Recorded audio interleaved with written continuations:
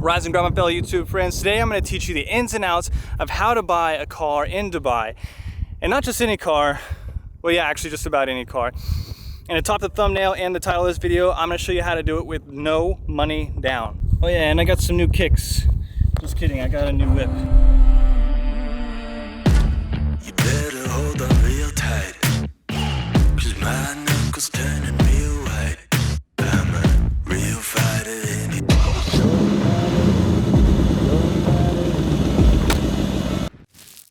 I'm rising up now. I won't back down. Taking my shot now. You got me feeling like a monster. Something you can never comprehend. I'm rising up now.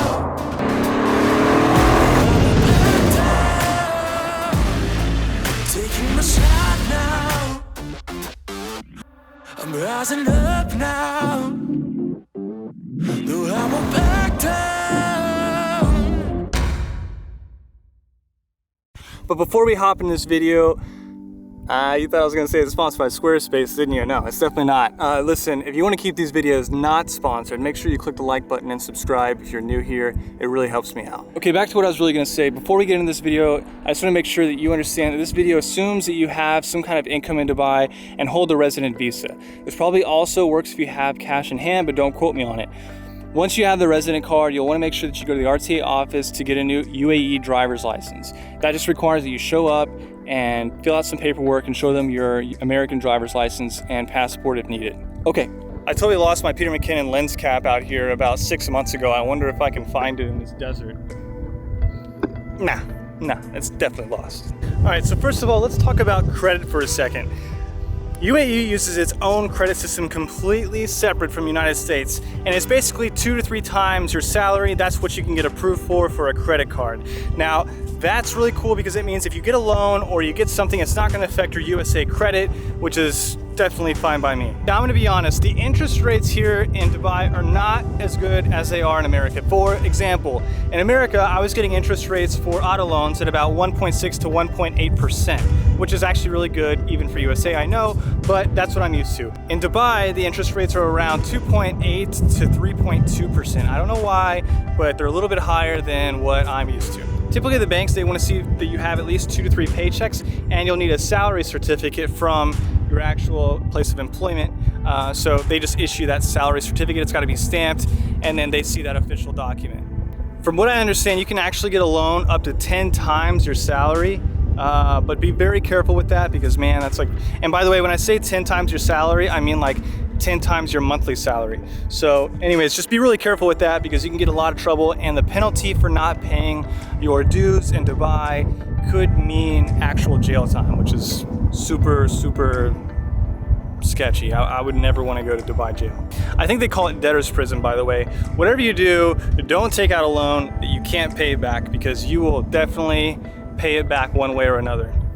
Now, for the rest of this process, I'm going to detail how the buying process works for a private party, but I'm pretty sure it's exactly the same for a dealership, except for the appraisal and the car estimate price, like all that stuff. That's a separate thing that's probably handled by the dealership, whereas if you do a private party, you have to do that on your own. Now let's talk about the car buying process. In most cases, your bank will typically require you to put down 20% for the actual vehicle cost.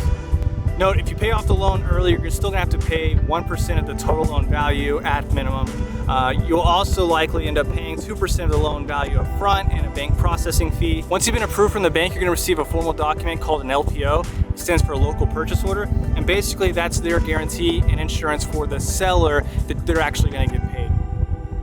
This LPO document is actually going to be sent to the RTA, more on that later, and it's going to basically let the RTA office know that you're going to be purchasing the vehicle so that when you show up, there's no issue or question on whether or not the loan's going to be paid. If you are purchasing the vehicle from a private owner like myself, the bank is going to want you to actually go to get the vehicle appraised. The appraisal is going to come out of your pocket, and it's going to cost about 367 dirham or $100 USD. Before you can go to the RTA and do the transfer of ownership, you're going to need to have car insurance. Otherwise, you can't actually legally drive the vehicle off the lot. Insurance costs depend on the value of the vehicle. I can't speak for that much because I really didn't shop around for my car insurance, but from what I found, it's about 2% of the cost of the vehicle. On my vehicle, costing north of 200,000, the insurance came out to about 4,800 dirhams or about $1,250 US. I pay a little bit extra for the insurance because it allows me to drive to Oman, which I'm sure you guys will see in a future video. You typically need to pay that cost up front and out of pocket as like a one-time fee, but you need to do that annually. So kind of keep that in mind. You're gonna have to pay about $1,200, $1,500, you know, a year if your car costs a little bit north of 200,000 dirham. So after you have all of that stuff squared away, you're gonna have to go with the seller to a place called RTA, which is basically the equivalent of the DMV in USA. Once you go there, you're gonna need to pay like a 900 dirham title or ownership transfer fee. You're gonna have to pay 100 dirham for the Salik, which is like the toll fee, like the whole toll registration. You're gonna have to pay like 100 dirham for that. And you're also gonna have to pay roughly, and you don't have to, but I did, 270 dirham to actually get the car inspected. And that's just kind of like for your safety, but basically all they do is an onboard diagnostic test. It's kind of like a waste if you've already done your homework on the vehicle.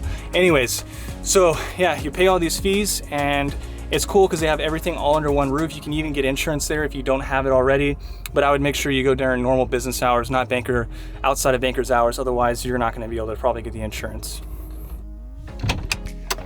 So after you've registered like your Salik and got that all taken care of, what you're gonna have to do is get it actually topped up. I would highly recommend speaking with like one of the Salik government officials there. They'll help you and walk you through everything, especially if it's a new registration. If you already have Salik, you probably already understand the deal and know how to take care of all that. But if you start driving around and you haven't had this toll thing taken care of, you're gonna get hit with these massive fees and it's gonna just do nothing but cause you more frustration. All right, so here's the breakdown. I'm gonna try and put it in the road right here. Here's the breakdown of all the fees associated with buying a car. And again, understand that these fees might change depending on how much your value is of your car, your loan value, and also the interest rate that you're gonna have to pay as well. All right, now I'm gonna tell you about how to get a new car or a used car with zero money down. You remember that appraisal process I told you about?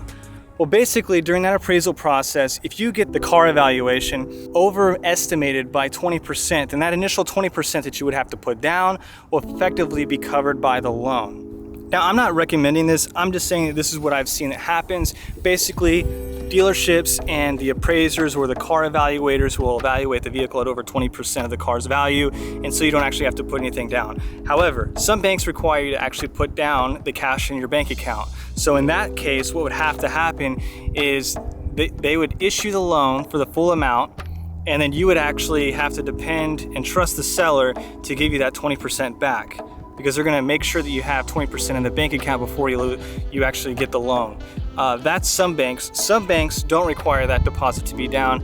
Again, I'm not saying that you should do this. I just am letting you know this is what I saw happening through a lot of different people that I spoke with, both private party and automotive dealers. This is like a common thing that they do here. All right, now if you followed my instructions correctly, congratulations, you can now live up to the pretentiousness of being an American expat in Dubai. All right, woo! That was a lot of information. Hopefully this video wasn't too long.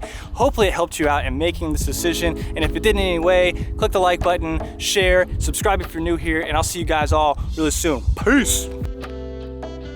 Oh my God. I literally just looked in the sand, sorry, excuse my language, and look what I found.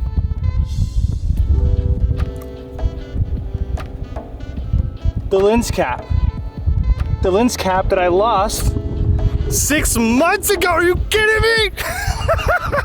That's amazing. It's the exact same one for my Peter McKinnon. Wow, unbelievable. I mean, the things that I do for content. I mean, it's not like I bought a car for content, but maybe I bought a car for content.